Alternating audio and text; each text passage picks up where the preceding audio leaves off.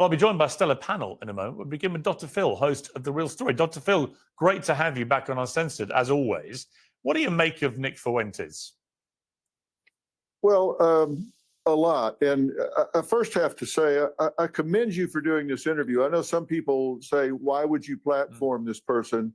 I think it took courage for you to put him on. And I'm glad that you did, because if there's not an adult in the room to ask the hard questions and hold these type of voices accountable, then they just run unchecked. Right. And you saw what happened here. I spent a lot of time doing trial science work in the litigation arena, and we always say your story goes a lot better if you're the only one telling it. And that's what people mean when they talk about echo chambers and living in a bubble. And what you did was hold him accountable for what he says. Right. And of course, that's not near as much fun when a narcissist is not in a room full of people that are nodding along with them. And you just said, listen, I'm not going to introduce anything new here. I'm going to ask you about what you said and let you explain what you said. And there was no ambush here. He could have predicted with great. Yeah, but Nick never said it was an ambush. Nick himself he enjoyed that Piers was someone that was willing to challenge his point of view and his ideology and his politics. But that's not again, there's so many things that are just going through Piers Morgan's head. And I've seen his interactions on X, him keep saying, well, if Nick said it out loud to his audience, that means that, he already put it out there. I'm just putting it back onto him. That's not the argument. That's not what people are upset about necessarily. It's the fact that you, and I think that Andrew Wilson kind of addresses it later on. It's the fact that you named his father out loud, potentially doxing. Yes, it's public name, and you could look it up, but you're trying to correlate his father with racism as if his father was the main influence for why Nick Fuentes is the way he is, putting the two together when Nick Fuentes is his own person, his own adult, his own ideologies as an adult, that he can't decide what his beliefs are himself. You try to put the two together when, for example, if you have a parent that is a liberal, you might go the same way, but not necessarily. Sometimes I know a lot of people who had Republican conservative parents who went the other way and they became liberal. Just because your upbringing and your parents have a certain way doesn't mean that you need to connect the two. Are you a byproduct of your environment? Not all the time. But that there are cases where your family can influence you. But Piers put it in a perspective where he was jointing the two. And Nick did not want his father to be under scrutiny. He didn't want his father to be said in the same sentence as him, because his father has his own personal life. He's not in the public eye. His father isn't he's not a nepo baby. He's not what's his name? Hassan Abi, whose uncle is Cenk from the Young Turks. He's not a nepo baby like him. His father is actually someone that works his own job, makes his own income, and does his own thing. So I think it's disingenuous for Piers Morgan to try to correlate the two, and now you don't see how that's going to come off as personal or come off as a line that you don't cross. And the question, Piers, I think I addressed it on my reaction. Piers Morgan didn't address it as what was the thing that made you that way and why? He didn't ask it that way. He correlated it. Do you think because your father might be a racist, do you think that is why you're a racist? That's what he was trying to, how he asked the question, which is not fair, because you're cording the two together, and that's not how it's supposed to be done. Great accuracy, what you were going to ask. You just ask it in a very critical thinking sort of way, and that was very uncomfortable for him because someone was holding him to account. And thank you for doing that, because his opinion. If anything, I think Nick every time Piers showed footage of something that he said, he doubled down on it. So once again, Dr. Phil, who's an idiot, who doesn't know anything, who is a legit embarrassment to the world of psychology, wants to give his 2 cents as if he knows what he's talking about, when we all know he's a fraud and has no idea what the hell he's talking about in regard to this interview and any realm of psychology. And his show is a joke too. Opinions that he's spreading are ugly, they're corrosive, they're deeply un-American, and that's the More American psychology new. of extremism. I think that he is not empowering young men; he's manipulating them. And Piers, I'm going to take a breath here in a minute and let you comment on what I'm saying. But this is the same algorithm that social media uses. If people like something, they click a little bit. If you can get them worked up about something, they click a whole lot. And that's the same strategy as the algorithm that makes social media so toxic. And that's what he does. And you called him out on that in a very transparent and fair-minded way. You let him tell his story, but you ask about some of the key points. Yeah, and what was really interesting was I don't think he expected that anecdote about his father to come out so early, or if at all. So he looked a bit taken aback. And the reason I asked it was very specific. I said to him, in all my experience of interviewing people, and you've interviewed as many as I have, Phil, if not more, I really do believe that the vast majority of people are a product of their environment. And if Nick Fuentes, through his own story about his parents there, and particularly his father, if he grew up in an environment of overt racism, with his father saying, I'm not taking you to certain restaurants because they're associated with black fare, then you can begin to understand why he himself has become overtly racist and indeed is proud of it. So to me, it was a very relevant question. But again, it can't be an ambush if all I'm doing is asking him about a story he himself put in the public domain. He never said it was an ambush. He did introduce it into the public domain with great fanfare and having a great time doing it. Look, the most powerful role model in any child's life is the same-sex parent. They write on the slate of who their children are, and they start doing that from a very early age. All the time.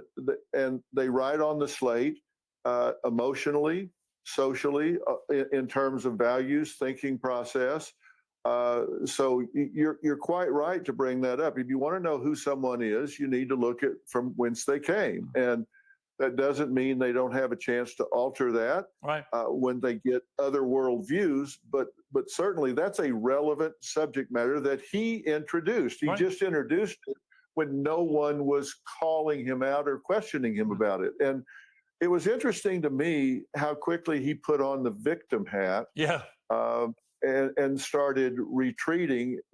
I thought it came across as very whiny, immature, insecure, and inadequate. And he said he was a racist. He said he was an incel.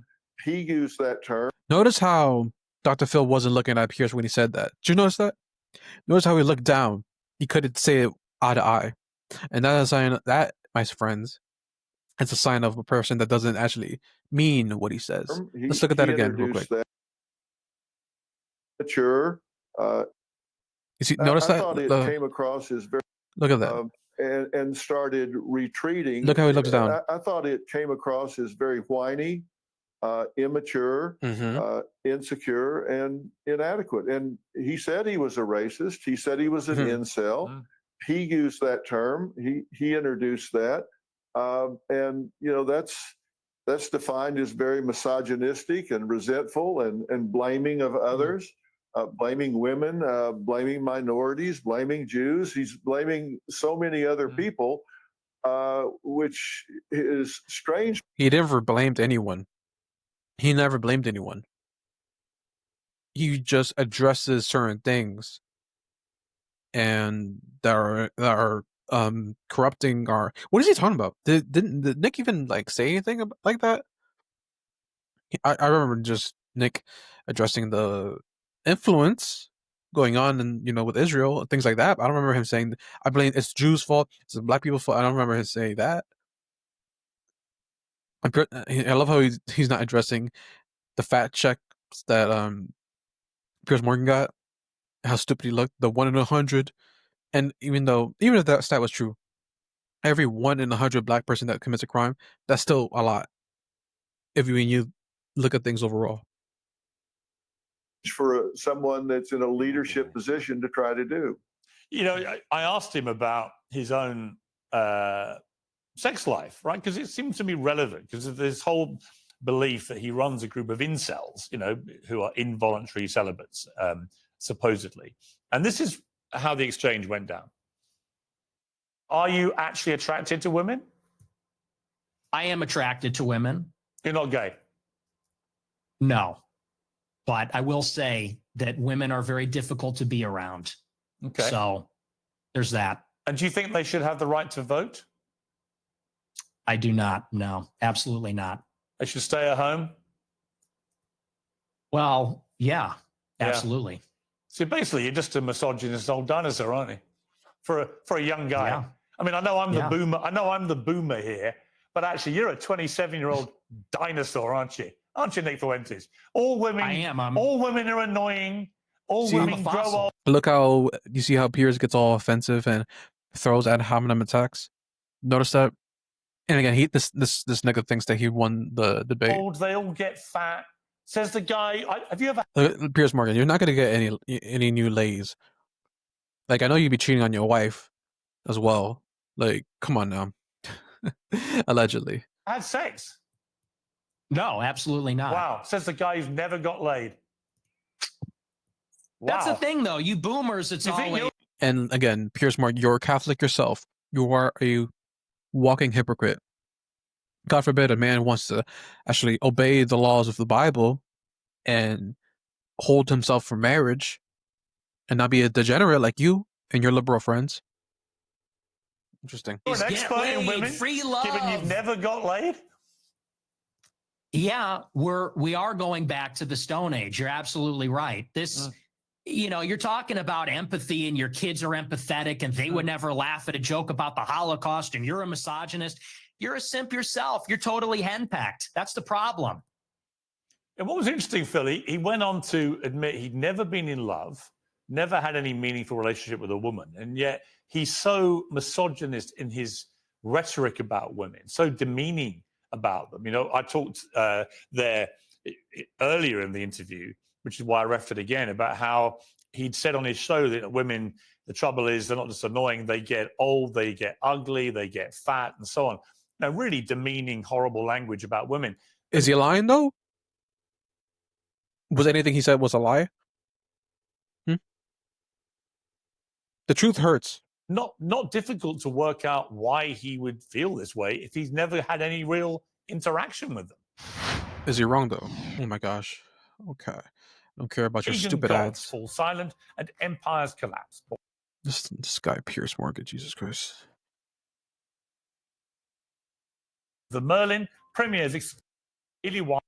Go back to some of the oldest parables in the world. You're talking about sour grapes here, and this is someone that has gotten into a comfort zone where he doesn't interact, he doesn't have relationships that call on him to engage in meaningful conversation with women, learn what they're about and who they are. It's easy to sit up in the cheap seats and criticize.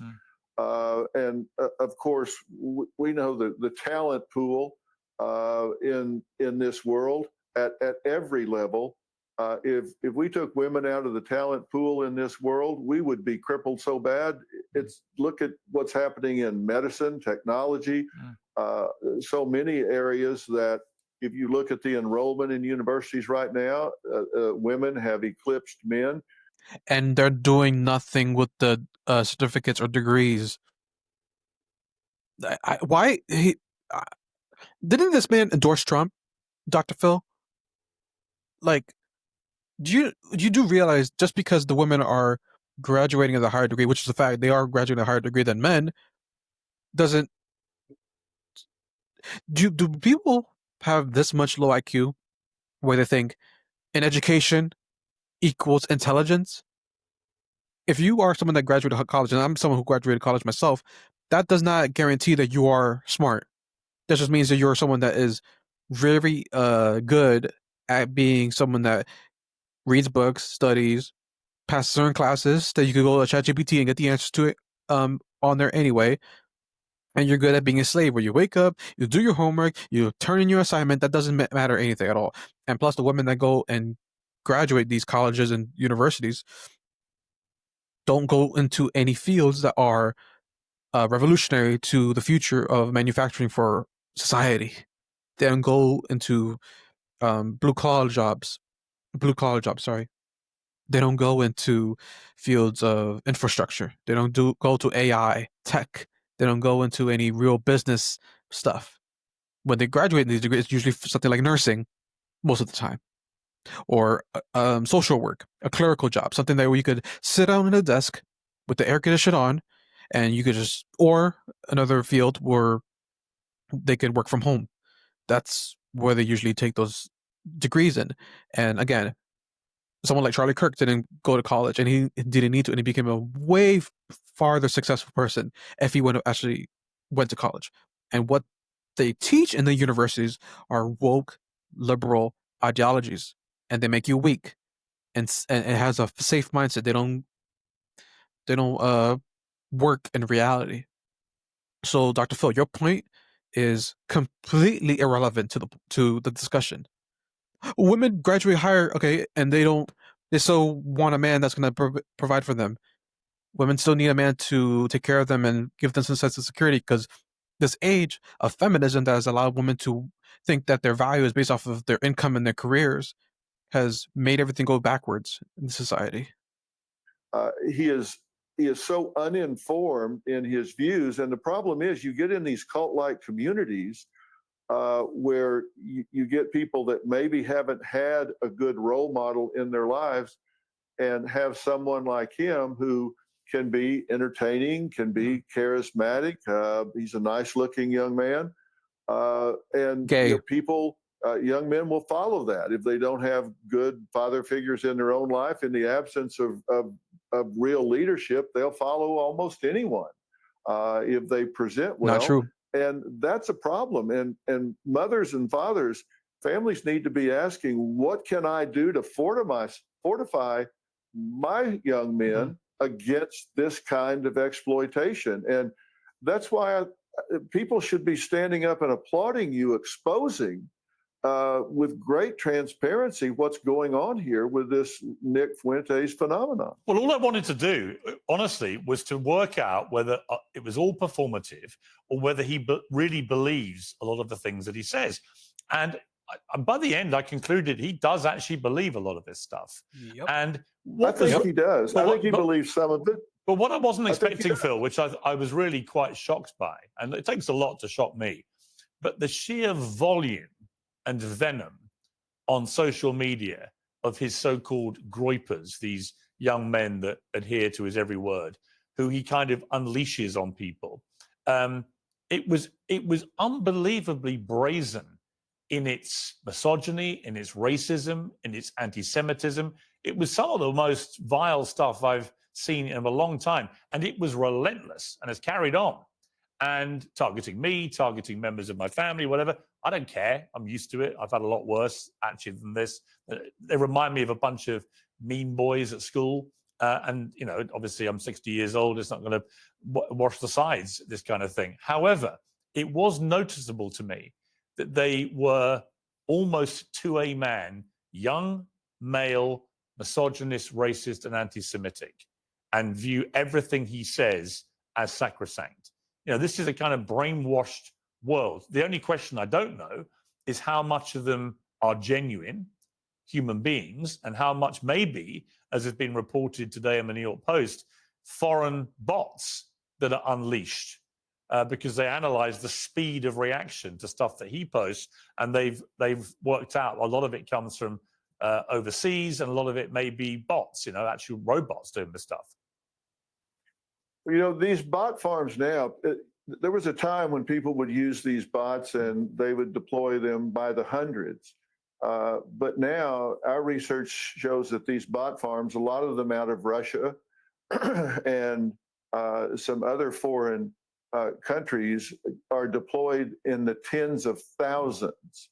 And what happens is they start kind of a zeitgeist on the internet, and then others, real people, see that, and then they start jumping on the bandwagon. And so it can drive a social media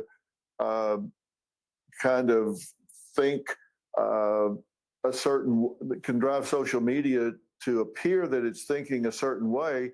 But I'm sure in the middle of that, he has followers that do echo what he's saying. And it's whiny, it's immature, it's insecure, it's highly transparent. And you wonder what's going to happen to these young men if somebody doesn't force them into some critical thinking where they say, listen, what's the end result here? Where does this lead me in my life? Well, here's the thing, though.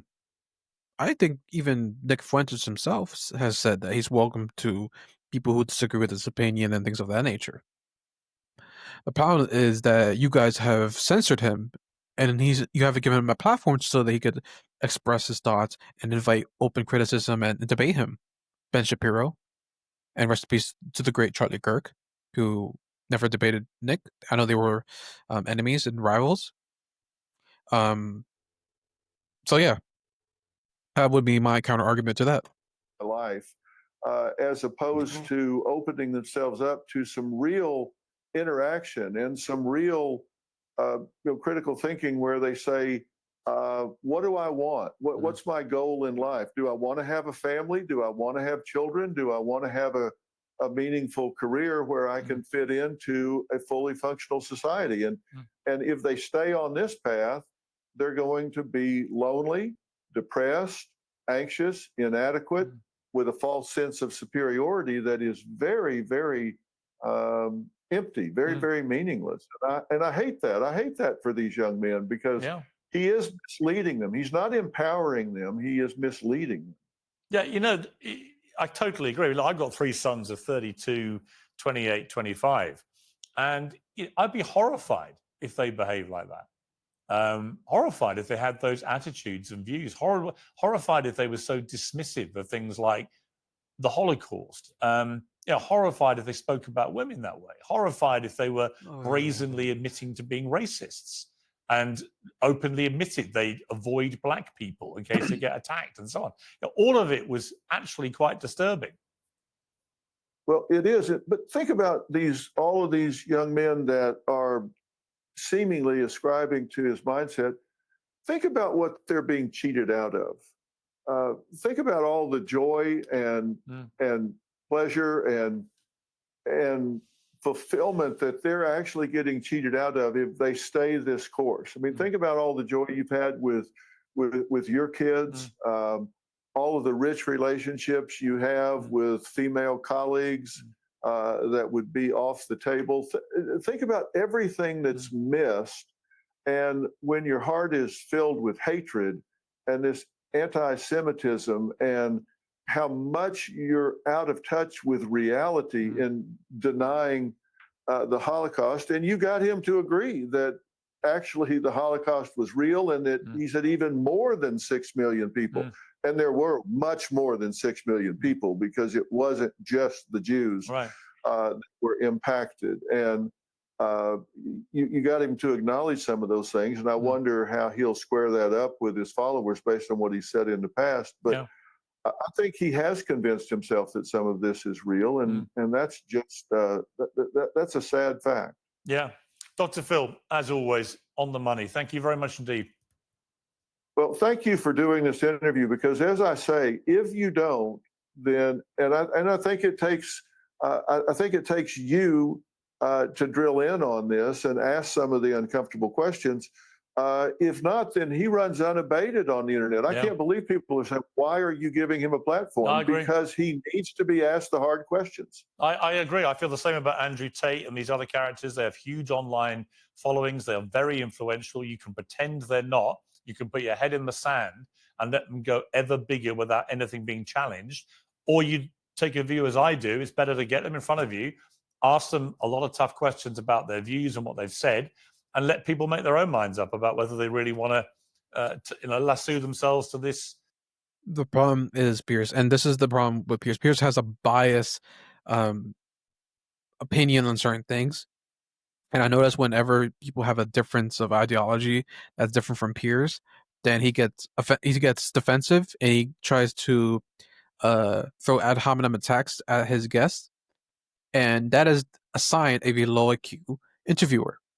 Like, if you guys follow my channel, I've interviewed a lot of people who some I agree with, and some who have completely different ideologies than mine. But it's not my position to attack their character. Sure, I could question, hey, are you sure? What about this situation? And things like that nature, right? But I'd never say you're wrong for this. Look at you, you're a virgin. Oh, like that's not what I do, and no, nor would any person that's decent should do. Like, look at someone like a Diary of CEO, which I respect him a lot because he interviews people from the left and the right. He interviewed Jordan Peterson, but then he could also have Gavin Newsom on, and then he could interview Kevin Hart, but then he could also have someone like I don't know, Maisie Williams, or who did he interview recently? Like the divorce lawyer, or Healthy Gamer, Dr. K. And a couple people I kind of wish he could interview in the future too, but regardless, he's someone that doesn't put his own bias. He allows the guest to give their perspective without interruptions and allows them to speak their mind, whether he agrees with them or not. That's the difference. And Piers Morgan, when Nick Fuentes was saying his opinion on women, he said, "Oh, so you are you've never been laid? You've never been laid?" Making fun of him. So Piers, it's an L for you. Yeah. So this person, Phil, thank you, appreciate it. Well done, Piers. We'll talk soon. Thank you very much. Well, joining me on the panel now is Warren Smith, critical thinker and founder of the Secret Scholar Society, Andrew Wilson, host of The Crucible, Marc Lamont Hill, host of Bet News, and influencer Harry Sisson. And also joining us a little later will be Glenn Greenwald. All right, Harry Sisson, we're in the unique position, I believe, where you and I may have a slight agreement here about all this. So what was your view of the Fuentes interview? Piers, I don't think it's a slight agreement. I think it's a full agreement. First and foremost, I do want to start off by saying I thought the way that you conducted the interview was fantastic. I watched the entire thing, and you I think, are the only interviewer so far to really hold Nick Fuentes accountable and not let him get away with a lot of his hateful views. I loved how you played the clips side by side and made him defend it on the record. So I want to give props to you there. I thought it was really well done. And I watched the entire thing. And I was trying to decide, similar to you, does Nick Fuentes actually believe these things, or is he doing it for the money? Is it performative? And I might disagree slightly with you. I think it's both. I think he does believe some of these things, and I think some of it's performative. I think when he tried to moderate himself, that's performative. But the more hateful views that, as you mentioned, when the mask kind of slipped, that's what he truly believes. You could tell that he was trying to moderate himself when, as you were talking about with Dr. Phil, talking about the Holocaust. He said, "Oh, I believe it was the Holocaust. At least 6 million Jews." He said that, but then simultaneously claimed that Hitler is cool and that he liked his uniforms and the music and things like that. So no, I mean, I think Nick Fuentes broadly is a sad, insecure man. I think he's a liar. I think he's a grifter, and I think you exposed that in the interview. Andrew Wilson, what did you think? Why is it grift? Oops, sorry. Why is it grifted though? And notice how liberals always do that. You're this, but they never say why or how they are. Because we could make the same argument back to you guys in the liberals when you're racist remarks as well, calling people Aunt Jemimas and Uncle Toms and all these things. Y'all just doing a more PG version of doing certain things. I don't respect that. Well, I was just watching your previous segment, and I thought that the framing there was a little off. So I've always appreciated coming on the show and you letting me get my viewpoints out. But I do take some issue with your framing. You did bring up the guy's dad, and you said his name. And when you said it on the air that way, this is a person who has had people attempt to assassinate him. They have come to his house, shown up at his door, and tried to kill him. And that's on video happening. And so when you said the guy's name and then try to tie it into racism, I know that you know this, Piers, but the left broadly will do these harassment campaigns these harassment campaigns are designed specifically to incite the violence of many of their mentally ill followers. Andrew, let me just say, that's what they do. Yeah, let me just say, if I had my time again, I wouldn't have said his father's name, but I would have still told the anecdote because I thought it was really important to Nick Fuentes. The anecdote's not the relevant part. But the anecdote is relevant. Yeah. The anecdote is relevant when he immediately tried to attack me for ambushing him with a story that he told himself on his show. I mean, look, if I told a story like that... that's not what people are upset about. No, I understand. Listen, they weren't upset about the anecdote. They were upset that you specifically said the guy's name after Fuentes has had these assassination attempts on him. To be clear, if I had my time again, wouldn't have said his father's name, notwithstanding the fact you can find it in 2 seconds on the internet. Right? So it's not like it's not difficult to find. But I do think it's important that anecdote, to me, was potentially very relevant to why Nick Fuentes is the way he is about racism, for example, because he was telling a story that cannot be construed, Andrew, any other way than his father was directing them away from restaurants because of his racist views about the people that go in them or run them. And it couldn't be seen any other way. I get that. I get the point of bringing the anecdote up. But that wasn't what looked to me like what was making these guys so angry, was not the anecdote itself, but the fact that you said the guy's name, referenced it as his dad, and then this guy's had assassination attempts. Yeah, but the story was him telling the story. By the way, hang on. A lot of the first assassination attempt happened because of the "Your Body, My Choice" thing that he put that tweet out, and people began doxing his address and his family's name. And that's why they showed up to kill him. So the guy's grievance there, I think, is legitimate. Yeah, but I think it's important that his grievance wasn't just that I named his father, which, again, is a matter of public record. You can find it anywhere, although I wouldn't have said it if I had my time again, because I don't want to attack his family for the sake of attacking his family. It was when he tried to frame it as an unfair attack on his family, when I think actually the story that he himself put in the public domain was potentially very relevant to why he is the way he is. I as a journalist... Well, how he was framing it was you're bringing this up and name doxing specifically so that you can rally people into a harassment campaign. That's how he saw it. No, but that wasn't... okay, but just to be clear again, that was not my intention. My intention was to ask Doesn't matter if it was your intention or not. That's how it came across. If you grow up in an environment at home where there is clear racism that you have discussed yourself on your own show, very, like, unarguably, you can't listen to the clip. I played it earlier without real. But my Piers, again, you could have just asked him, where does this racism come from? But something simple as that, right? You pulled the clip of his father, of Nick speaking about his father, about the story of the Applebee's situation. You pulled that up out of thousands of videos that Nick Fuentes has already published on Rumble or whatever the case is. You chose that specific clip when you could have just asked him directly. So, because Nick was talking about his family and was comfortable sharing about his father and his growing up in Chicago and things like that. You pulled up that clip, not him. So let's get that specifically clear, because you could have just asked him directly the question, but instead you show the clip and then you named his father afterwards when you asked him the question. Again, correlating the two, and that was your mistake. Realizing that's what he's saying, then is that relevant to the way he is? We bring in Marc Lamont Hill here. I mean, Mark, I didn't do that lightly.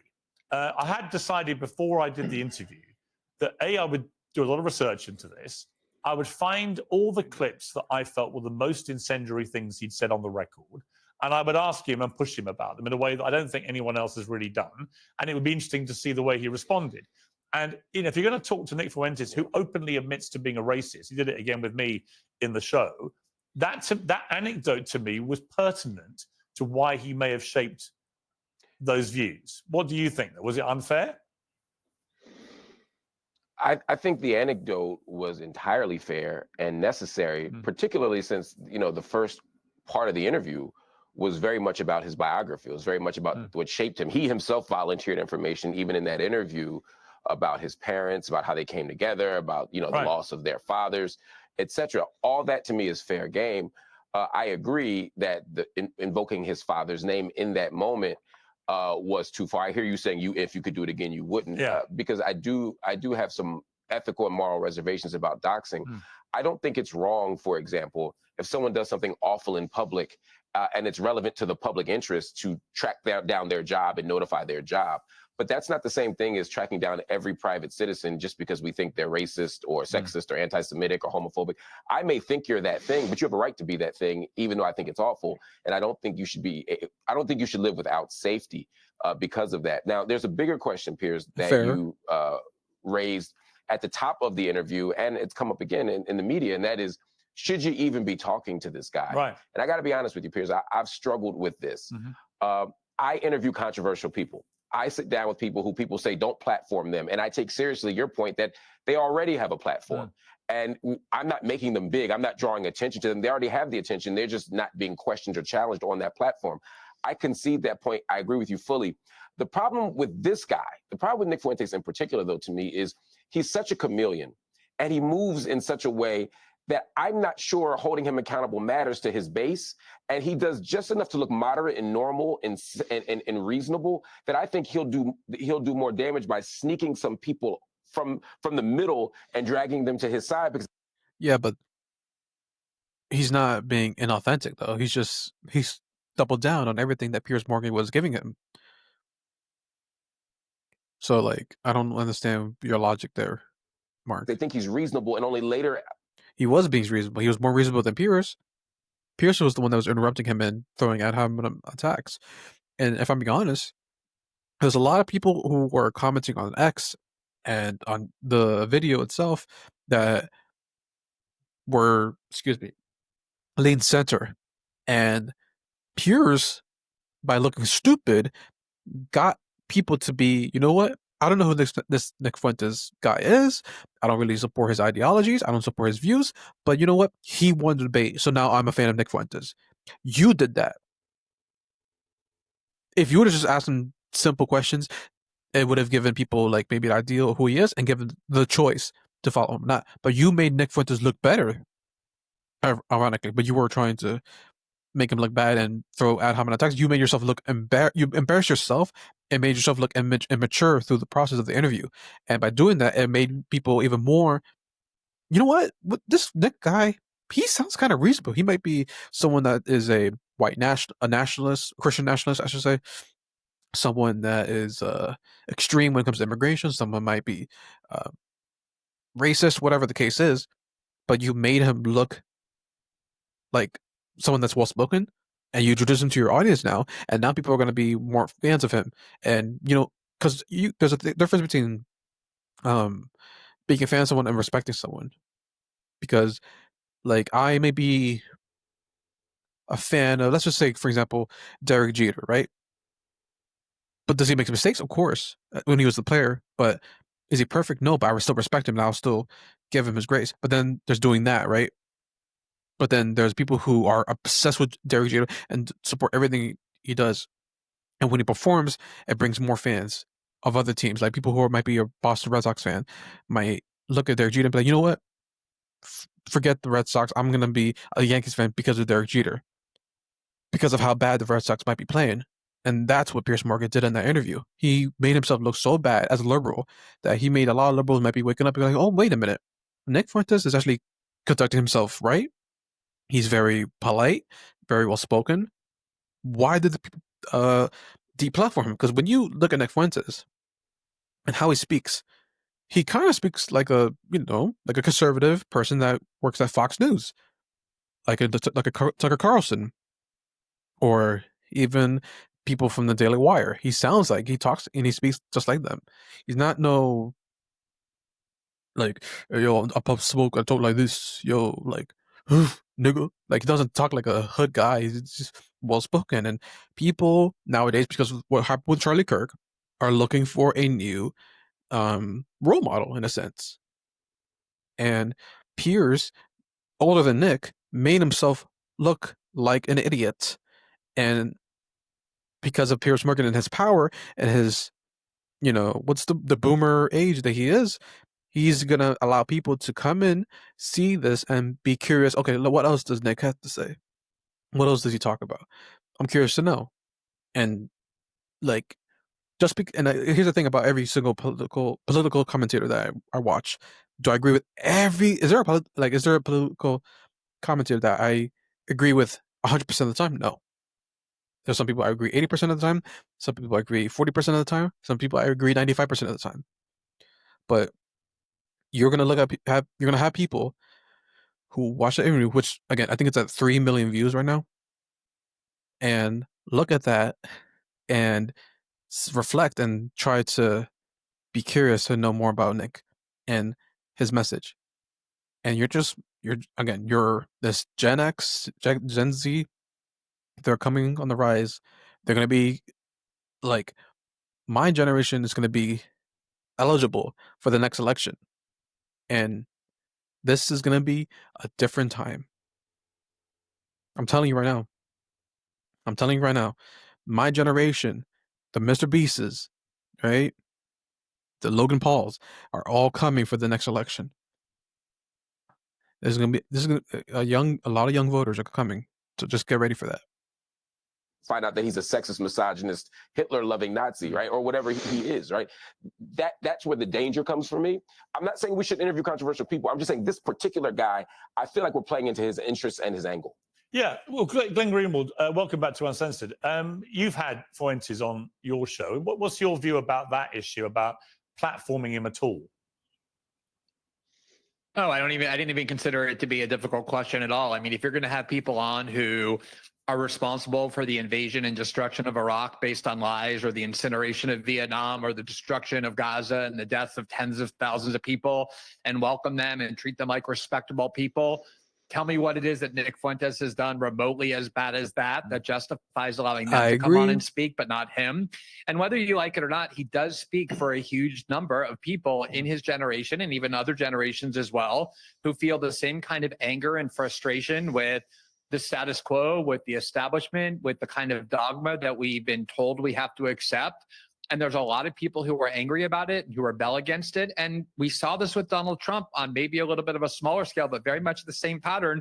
When Donald Trump appeared, everybody was like, oh, he's racist and fascist, and he's the misogynist, and he's this and that. And no one wanted to grapple with the reason why his message was resonating so much. And to me, it is very similar to Nick Fuentes. Say what you want about him. He's extremely smart, an incredibly talented communicator, and very well read. Like, he's very informed. He's not just some sensationalist babbling on the internet. And I think the reason he has attracted a lot of attention is because he's speaking to the anger and frustration, a lot of which is valid, of a lot of people. And to stick your head in the sand and say, oh, we're going to pretend that this isn't happening because his views are too off, but the people who start wars or are responsible for the 2008 financial crisis, these are respectable people who we treat with respect, like Joe Biden or Hillary Clinton. You guys, Piers Morgan and the not Fragrant, the one with Steiny. Oh my God, no Nelk Boys, Jesus Christ, sorry, the Nelk Boys and what not endorsed? What's the word I'm looking for? Platform Benjamin Netanyahu, who is committing genocide in Gaza as we speak. Nick Fuentes has never killed anyone. He's never allegedly. I'm just saying in general. Obviously, we know this, but he doesn't condone violence. He is, if anything, he advocates for free speech compared to someone like Netanyahu, who is legit trying to control the United States, get us to war with Iran, and control our politicians, especially with AIPAC. And you guys want to call out Nick Fuentes, who's just speaking his mind? Really, guys? There is a huge difference, man. There are people who are far worse and more evil than Nick Fuentes and Andrew Tate and all these people. Like, you guys platform so many people who are legitimately evil, and the hypocrisy, and the fact that Benjamin Netanyahu gets, he's never censored, and also the fact that his interviews are most of the time scripted, says a lot. And Nick Fuentes addresses these type of issues all the time on his platform. So again, you platform people like him, but you silence people like Nick Fuentes. Just the double standard is unfair, and it should be called out. So shout out to Glenn Greenwald. I've heard a lot about him, but I don't watch his content. But he seems based for what I see. And Harry Sisson, he looks pissed off. He's like, "That's a liberal." Like that's how liberals are when they like, I gotta say my piece. I'm so offended. That to me is the kind of thing that I think is really distorted. Yeah, Warren Smith. I'll respond to that. Well, no, let me bring in Warren Smith first, and then I'll come back to you, Mark. Warren, that really is my feeling about it. Is that you can let these guys like Fuentes and Andrew Tate run riot, and they do already, and they have massive followings, millions and millions of young men. I know, and when I interview Tate, the number of young men who just come up to me in the street to ask about it is off the charts, more than almost any other guest I ever have. So we can either pretend this phenomenon isn't happening, and Fuentes is a phenomenon, whether people like it or not. And I don't hate everything about him. There were elements of that interview where it was a genuinely quite interesting conversation. But there were elements which, either because he wanted to be performative and shocking and attention-seeking, whatever it may be, or because he really believes it, where I felt we saw a pretty dark underbelly of some of his beliefs. Just when somebody just says, "I am a racist," and then explains, let me play the clip first, then come to you. You're fine with saying you're a racist? Totally. I think everybody's racist. I think everybody, if we're being honest, is racist. I think everybody, the only people that aren't racist or pretend not to be are white people to their detriment. Everybody else is racist. But earlier in the interview, you got aggrieved at the idea that your father was a racist. You wanted to make emphatically sure. He's not. Because my father doesn't share my same views on that. So he's the exception to everyone's a racist. Well, everybody's a little bit racist. I thought it was an interesting contradiction there, which he was probably calculating in real time, that having got so exercised about the idea that his father was racist, he then said everyone's racist and there's nothing wrong with it, effectively. But putting that to one side, Warren, this issue of whether you platform somebody like Fuentes, who has these inflammatory views, I think we can all agree they're inflammatory, a lot of his views. Am I, by doing it, am I continuing to fuel this phenomenon in a way that is a negative for society? Or in a free democratic society, should I be entitled to interview who the hell I like, as long as I do my job as a journalist of holding him to account over these things, let other people work it out for themselves? No, I think it's totally understandable. And I agree that you would have him on. I was in the same position where I was genuinely shocked when I made a knee-jerk response video to something he had said. I was overwhelmed by the response. I was like, I had no idea there were this many people out there that agreed with him. And I had people that I knew actually telling me, no, you're oversimplifying this. And I actually went back and looked at the same clip and realized I had oversimplified it. I was looking at it through the narrative, going into it without much prior research. And that actually led to me sitting down with him for an hour and a half. I think it's important, though, if you want to achieve the ideal outcome, it is important to actually genuinely be trying to gain a better understanding of his reasoning and in his arguments, and not just trying to win or embarrass, because in the long run, I think that will backfire and that will cause him to become bigger. Yeah, that's an interesting point. People were asking me, he won, or people said you won. Or I said, look, I didn't seek out to win. I don't seek out ever to win an interview. That's not the point of an interview, actually. What I wanted to do over 2 hours was personally get to know him better, because I know nothing about him other than what I've read. I've never met him. I've never interviewed him. And B, to go over all these things which he's notorious for and actually work out the correct context, what he really believes, what may have motivated this, and so on. And I think a lot of that was achieved in the interview. But it wasn't, I think it very quickly afterwards, when I asked him during the interview, how he felt towards the end, how he felt at the gun, he thought I'd been fair.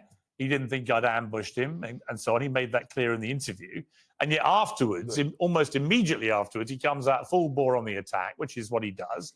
But it was interesting to me that the reaction from his sort of mob of groypers was instantaneous and extraordinarily widespread. They just come as this mob. And it's if you're not me, who's got a very thick skin, it's a pretty hard thing to get back at you. Look, I don't care. I've had a lot worse, and they'll move on, and that's what happens. But if you're not, actually, it can be very intimidating. It was very threatening, very racist, very anti-Semitic, very, very nasty, actually. Like I said, it wouldn't scrape the surface with me because I got a skin of 1,000 rhinos. But to other people, I could see it really being a pretty terrifying experience. Hey, Piers, can I ask a question about that? Yeah. Sorry. They're doing that. They're doing that too. Sorry, Glenn go first. Yeah. Fill me in because it's really hang on, guys. Don't talk at once. Let me start with Glenn. Thanks, Mark. I'm sorry to interrupt, but the issue is, why does he have such a loyal following? Why does he have such a large and loyal following? Now, you can ask that question about Donald Trump, and a lot of people are satisfied by saying, "Oh, America's just filled with racists and misogynists and xenophobes," and he's playing into that. And maybe that is part of it. Politicians do demagogue and play to our worst instincts always, but there was a lot more to it than that. And I think people understand 10 years later that there is and was a lot more to that. So you can say, oh, yeah, Nick Fuentes has this army of angry young men who are incredibly devoted to him, who believe that he's speaking truth uniquely, because they're also a bunch of Nazis and racists and Jew haters. And okay, that's an easy. I think there's a lot more to it, and I think people ought to grapple with the reason why he's speaking for so many people. I think that's a very valid point. I've always said about Andrew Tate, for example, that a lot of the things he says, I can understand. If you're a young, slightly disenfranchised young man, you feel society has got it in for you, and all you ever hear is man bashing. I can understand why you gravitate to a guy like Tate, who stands there tall and proud as a very masculine kind of guy, beating his chest, talking about taking care of your body and getting fit and being a protector and all these things. I get all that. But then he slides into brazen misogyny, which I hate. Marc Lamont Hill, let me bring you in here. I mean, I just want to, before you say what you want to say, what he said after the interview, Nick Fuentes, was Piers Morgan tried his best, but his hardball interrogation made me look even better than Tucker's wildly criticized softball interview. The regime can acquiesce like Tucker, or it can try to resist like Piers, but the result is inevitably the same: total Groyper victory. Now, look, on one level, I admire his social media work, right? He goes on the attack, he gives it full bells, he claims total victory. It's very Trumpian, and it can work. It can be very effective, okay? And he's perfectly entitled to claim total victory and whatever, and I'm sure all his supporters agree. But it's interesting that he views me and Tucker Carlson and other people who now do our own shows, whatever, as the regime. Almost like anybody who's older than him is part of some ancien regime that just doesn't get it. All his supporters called me boomer, right? And I was like, I've been called that probably ever. Okay, I'm a boomer. I don't really know what that means, but it just means I'm an old dude who doesn't get it, right? And it may be, as Glenn says, there is a more interesting conversation to be had about why these guys get so popular. And it may be that when I do my slightly old school journalistic trick, as somebody put it, of just being quite tough and rigorous with questioning, that it's viewed by young people who gravitate to people like these guys as just an old boomer going through the motions. Perhaps. I mean, and also I wouldn't assume that because he said that he believes it, that he actually believes you're part of the regime, or that he believes that one is softball or hardball. He gives a lot of the characteristics, mannerisms, approaches, styles of a cult leader. And cult leaders navigate their followers in very particular ways, including re-narrating or counter-narrating. Does Marc Lamont Hill have like a lazy eye or something? Because his eye looks like the pupil looks bigger than the other. Am I tripping? Events that happen in ways that are favorable to them. That's why when I said I struggle with whether or not you should have him on the show, I didn't say you shouldn't, and I didn't say you should. It's a struggle for me. Again, as a journalist, I have interviewed despots, I've killers, people, genocide leaders. I've done it all. And there are days where it feels very clear and obvious why I should do it. They need to be held accountable. They need to be forced to answer tough questions. And I don't put them in a, contrary to what was said, I don't hold them in a different box than I do Hillary Clinton or Joe Biden or someone who I voted for, potentially, right? They all need to be held to scrutiny. Everybody in power needs to be held accountable. I'm with that. My concern in this particular case, though, is that I'm not sure what the net gain is. I don't know if you really got to know a better him, not because you didn't do a great job, you did do a great job, but because I'm not sure who the person is behind that persona. And the question I would ask you, Piers, is if you knew ahead of time that doing this interview would double the amount of people who believed in the worst things that he believes, would you still do the interview? If you knew ahead of time that it would double that honestly number, don't think, would you still do it? Well, I don't think that is going to be a consequence of it, honestly. But what I do think is that. But if it were, let me make my point. I don't like generalizing. You know, when Hillary Clinton called Donald Trump supporters, the MAGA supporters, a basket of deplorables, it probably lost on that election. When you generalize about millions and millions of people, it's always a very precarious and stupid folly to do that. What I can say with what I can say with some certainty is that pretty well 100% of his groypers who've directly messaged me or members of my family have been highly abusive, overtly racist, very misogynist, and many of them anti-Semitic. I can say that with certainty. Now, what I don't know is how many of those are human beings and how many are from a bot farm, because according to reports in the last 2 days, a lot of his stuff comes from bot farms. I don't know if that's true, but that's been reported in various mainstream papers. I don't doubt it. And I don't know how representative these ones on X or Instagram are of the total body of his support. I just don't know. So, you know, I don't want to generalize and say all. And neither do I, Piers. I don't want to say all Nick Fuentes supporters are disgusting, because there may be a lot of people. It's a bit like Tommy Robinson. And to be clear, I'm not saying that. To be clear, I'm not. Let me finish my point. It's a bit like Tommy Robinson. Tommy Robinson in the UK, right, is a bit like Fuentes over here. And there's no doubt, as the people marching with him have grown bigger and bigger and bigger, the idea that they're all fascist, racist, whatever, is nonsense. A lot of people are marching for well-intentioned reasons connected with the immigration crisis in the UK. Right? He has bad people as well. And I think he's a malevolent character. But again, I wouldn't generalize anymore about all these people that march. Can I ask you a question, Pierce? Yes, yeah, sure. I would like to dive into... I didn't generalize. Well, hang on, let Andrew come in. Let Andrew come in. Okay. There was a part of the interview where you were very combative and you said you haven't even been laid and you're a virgin. This guy's a Thank you, Andrew, for finally addressing the elephant in the room. Jesus Christ. There's like a whole essay or like just like what do you call that? Jesus Christ. I'm sorry, I'm blanking. These low IQ people have been making me feel up right now. This TED Talk. You could make a whole TED Talk of things that made Piers Morgan look bad in that Nick Fuentes interview. That's one of many. And finally, can we address the elephants in the room instead of, oh, should I platform them or not? And Piers Morgan just trying to get people to be on his side. Oh, that's fair. That's fair. Like, bruh, you did more stuff besides just naming his father. Thank you, Andrew Wilson. This is why Andrew Wilson is such a G. Such a G. Roman Catholic. Right. Isn't he supposed to be a virgin until he's married? Isn't that part of your guys' faith? To be fair to him, that is. No, I was brought up a Catholic. I'm not a particularly devout Catholic. Didn't also Piers say that women should be priests or allowed to be priests during the Nick Fuentes interview as well, which completely goes against what the scripture says?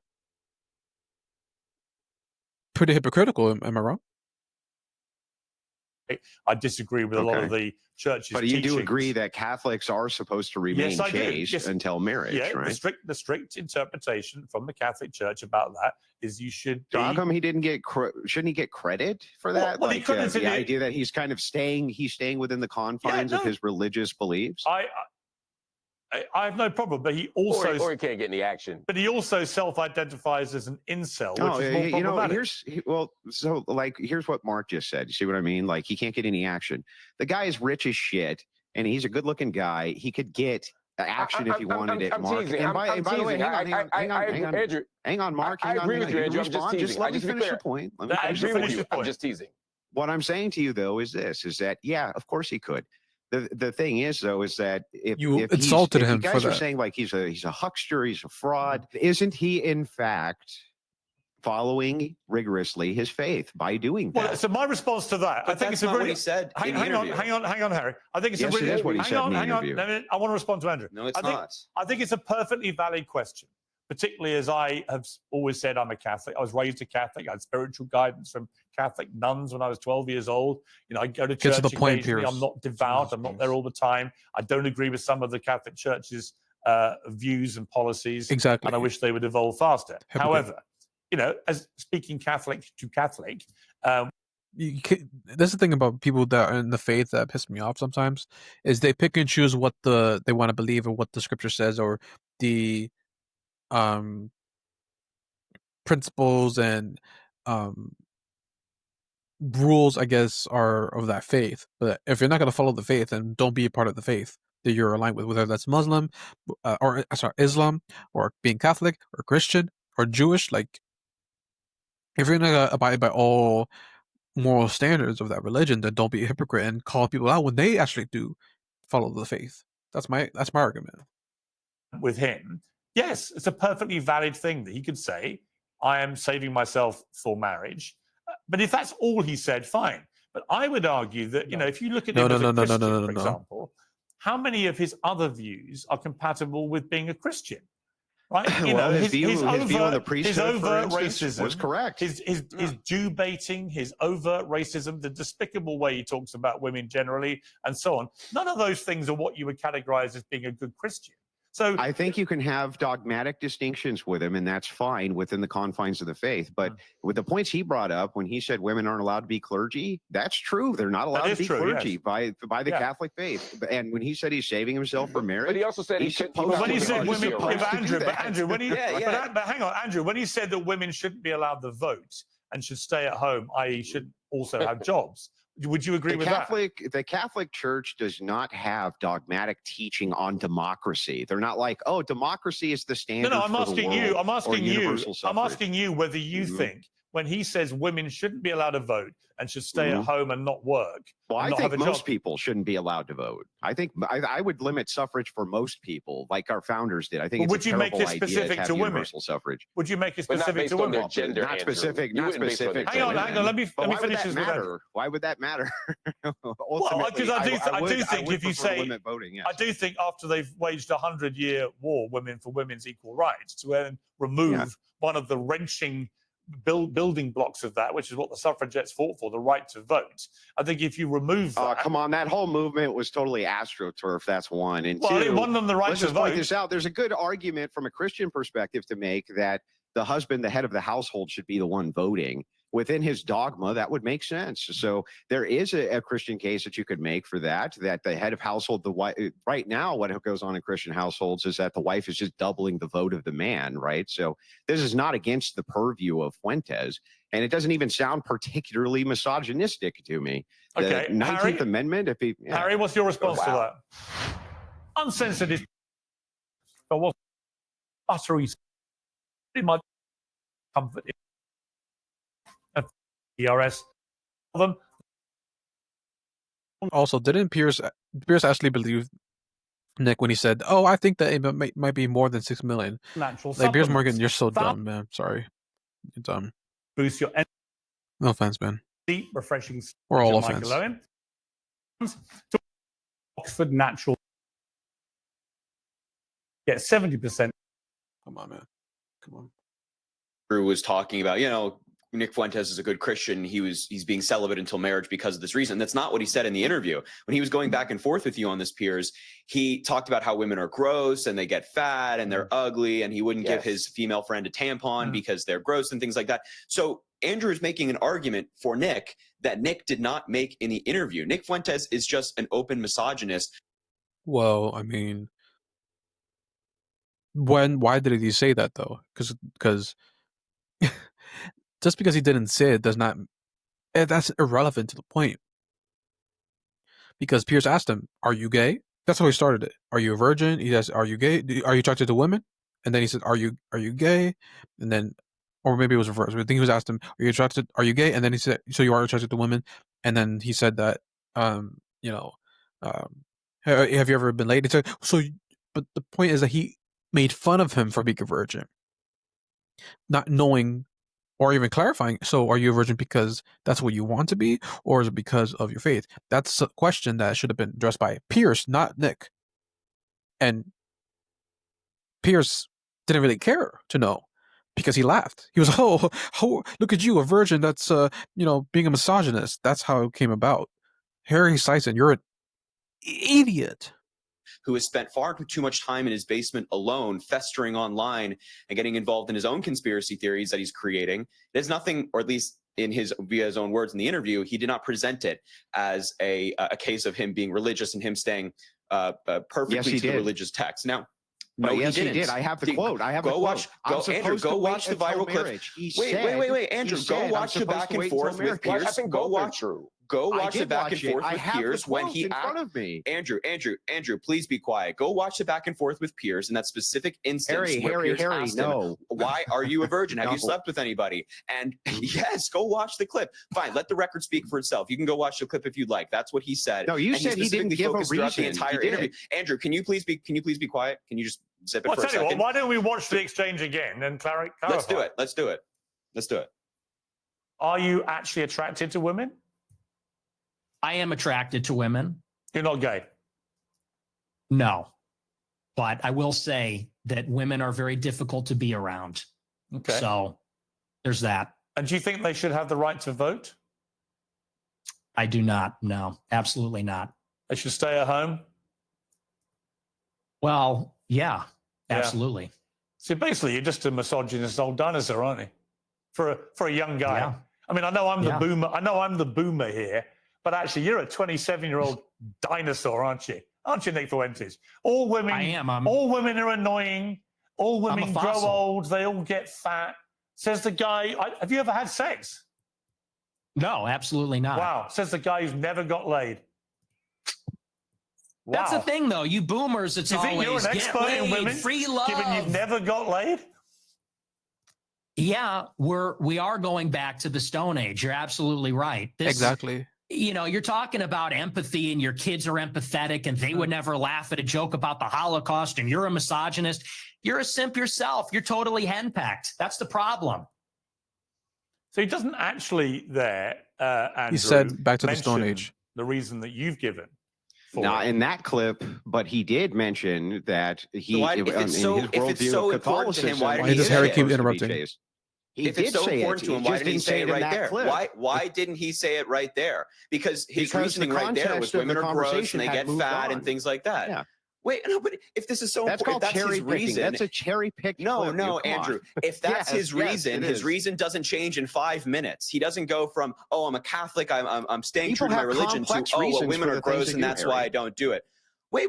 You just said that his religion is the main reason as to why he's celibate. So now it was the main reason 5 minutes before, and then it fast forward to 5 minutes later, and he's like, oh, well, women are gross. That doesn't mean he can't have multiple reasons and a primary reason. It's just such an important reason that he didn't bring it up again. That makes total sense. He just brought up an entirely different reason. Okay, so that was his first reason. Into his that was his first reason because it was the most important reason. But in that interaction, he didn't say anything about religion. And if it's his central view, if it's so central to who he is, that he bases his misogynistic views off of, well, the other thing, if I could jump in, the other thing, we bring. Come on, man, don't crash out like you did on that podcast, man. Let me bring Glenn back in. The other argument, which I thought was interesting, and I thought I missed a bit of a trick here with him, was when he was talking about the Holocaust, where people have assumed he's a Holocaust denier because of things he said in the past, of trivializing it and questioning the number of people who've died and so on.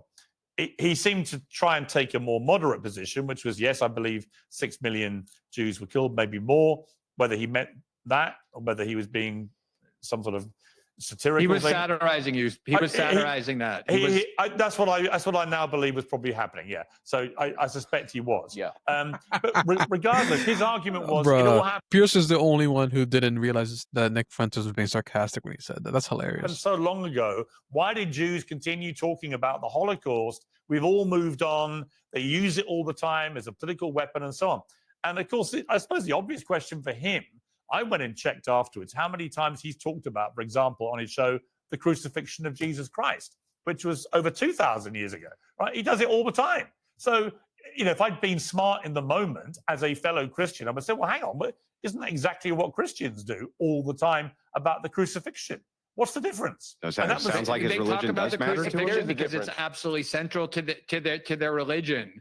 And I think, I do think so much of what your interview with Nick Fuentes highlighted was extreme generational differences. It was sometimes like watching two people speak different languages. Piers, you and I are kind of the same age. You're obviously older. Everyone can see that, but just a little bit. And, for people who were born in like the 60s, the Holocaust was just 20 years before. World War II had just ended 20 years before. There was a mythology about the United States, about our role in the world, about how great of a country we were, about all the great things we did, about the Holocaust, the unique evil. Now it's 75 years ago. And people who are Nick's generation, or Harry's, were born in, 2000 and 2002. And this idea that the Holocaust has been weaponized. We've been beaten over the head with it for 8 decades. We've been forced to spend and pay huge amounts of money in reparations, or that slavery is sometimes weaponized that way. This is a very common view. So I think when he's doing things like making jokes about the Holocaust, it's not because he thinks it's funny that huge numbers of people were exterminated. I think it's a way of purposely being transgressive about orthodoxies and pieties that a lot of people in his generation don't accept. But that was a bit, but Glenn, hang on. There was, hang on, Harry, hang on. There was, Glenn, there was a callousness to it. And I'll tell you why. I brought on a guy called Danny Finkelstein. He's a top journalist for the Times newspaper over here, who wrote a very powerful book about his family and their horrendous experience at the hands of Hitler. Oh my God, here we go. Me mom. It's incredibly powerful. It's very moving. It's informed his life. And I'm going to talk to Danny actually after we finish this, because he's been on the receiving end of the most appalling abuse in the last 48 hours, all directed by Nick Fuentes, who was so dismissive of him talking about his mother and father, so just callous in the way he responded. It's that kind of utter devoidness of any empathy whatsoever. You can have a view that we should try and move on generationally from these seismic moments. Okay. You don't have to be so callous towards somebody whose family literally got murdered by people like Hitler and Stalin, do we? I mean, could you make the argument? Where's that argument with all the people that are in Palestine? That no one wants to give them any empathy, right? Any, let's hear them out. But if that logic doesn't really, people have the right to not care about the circumstances that they went through. Because people could lie. Let's be honest. I'm not saying that the guy was lying. I'm not saying that, but people lie. And that guy just came in out of nowhere. What does his experience have anything to do with Nick Fuentes in this interview right now?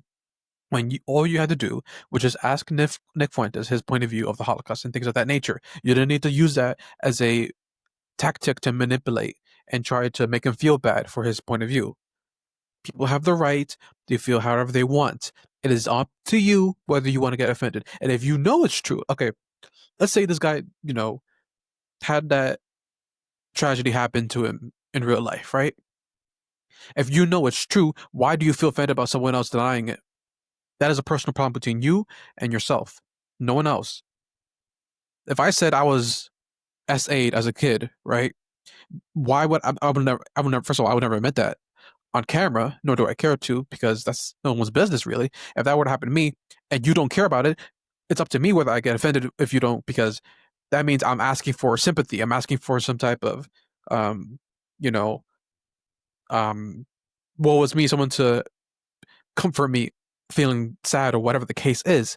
But that right to do that is within your own damn self, not for other people to do it for you. If you want people to feel bad for you because of something that happened to you, because of a tragedy, that is on you. Don't manipulate people like that. Just because I go through things does not equate to, oh, if you don't feel bad for me, that means you're a terrible person. How does that make you feel? You are in control of your own environment.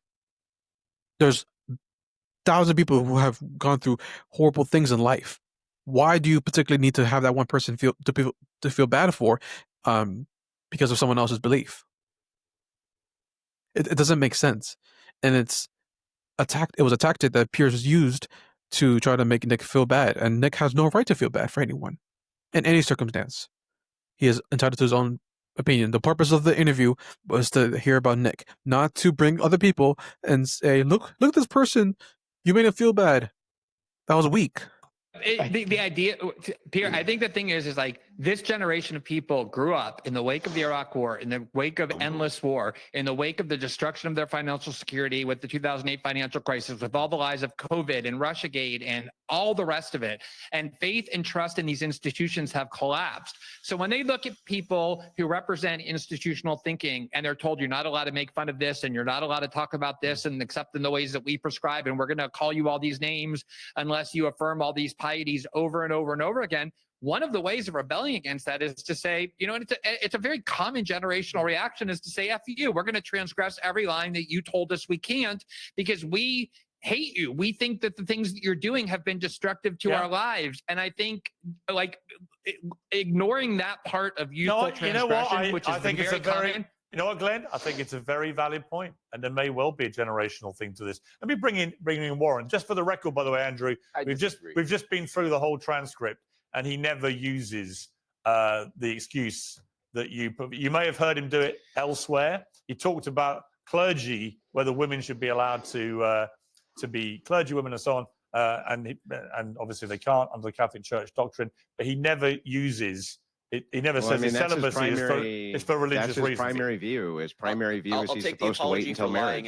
Yeah, no, that may be his view, but he didn't express that view in my interview. Is the point? We've just checked the transcript. And Andrew was just saying, "Oh, I have the quote, and there's no quote." Well, look, it may be. Look, I can't rule out. He hasn't said it elsewhere. And it may be Andrew's heard him say that before. I'm just saying in my interview, he doesn't put... on TV, we can just... No, he said we're going back to the Stone Age. And if you want, again, people with high IQ know about people who were saving themselves for marriage, all this stuff. That's what he meant. But I guess we're irrelevant if he said it or not. That's not the point. The point is that you made fun of him for being a virgin. And you know he's a Catholic. You know he's a man of faith. So, like, come on. Say, you know what? I made a mistake. It's okay to be like, yeah, I got it wrong. I may have heard it elsewhere. Yeah. I like that. All right, let me bring Warren back in. Look, Warren, you're a critical thinker. You know, Glenn's stopped me in my tracks a little bit and made me think about this, right? Because I think there is probably a generational thing here.